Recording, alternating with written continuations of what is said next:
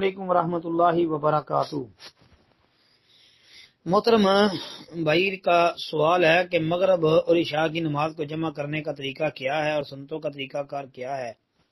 محترم بھائی، آپ نے سوال تو لکھا ہے لیکن آپ نے یہ نہیں واضح کیا کہ آپ سفر کی بات کر رہے ہیں، بارش کے حوالے سے بات کر رہے ہیں، یا ویسے عام حالات کے اندر کی بات کر رہے ہیں، کیا ہے؟ بہرحال میں ایک حدیث آپ کے سامنے رکھ دیتا ہوں کہ نبی صلی اللہ علیہ وسلم نے جو ہے ان نمازوں کو، دو نمازوں کو جمع کیا تھا، جیسا کہ عبداللہ بن عباس رضی اللہ تعالی عنہ سے مروی یہ حدیث موجود ہے۔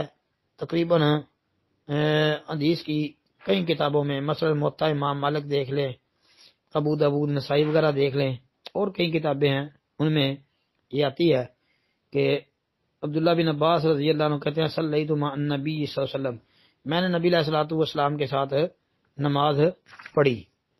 کس طرح؟ وہ آگے وضاحت کر دیتے ہیں، کہتے ہیں جی ظہر عصر کی نماز اکٹھی ادا کی، مغرب عشاء کی نماز اکٹھی ادا کی۔ اور ادا کس طرح کی؟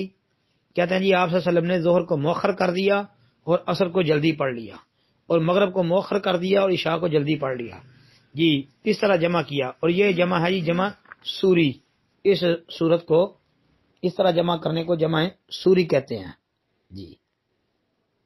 تو یہ نبی علیہ الصلوۃ والسلام کی سنت سے ثابت ہے، جیسا کہ نسائی وغیرہ کے اندر بہت ہی واضح طور پر یہ بات موجود ہے جی۔ باقی اگر اس کے علاوہ کوئی آپ نے اس مسئلے کو پوچھنا چاہا ہے تو پھر بھائی اس کی وضاحت کر دیں دوبارہ، اگر پوچھنا ہے، اور اگر آپ کا یہی مراد تھا تو پھر وہ جو ہے میں نے عرض کر دیا ہے جی۔ السلام علیکم ورحمۃ اللہ وبرکاتہ۔